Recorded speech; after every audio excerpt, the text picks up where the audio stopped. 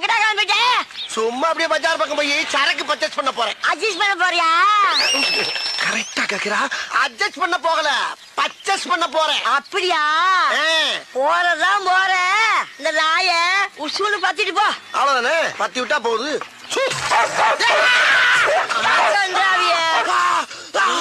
அடிச்சிருச்சு ஒன்னையுமாவா? அப்ப இதுக்கு முன்னால எத்தனை பேரை கடிச்சிருக்கு? இந்த மாசம் பூரா 30 பேரை கடிச்சு தொலைஞ்சிச்சு இந்த மூடாவி. 30 பேரையா? அடி சிரிக்கி மக சிரிக்கி. 30 பேரை கடிச்சு தெரிஞ்சு மறுபடியும் என்ன சூன்னு சொல்ல சொன்ன?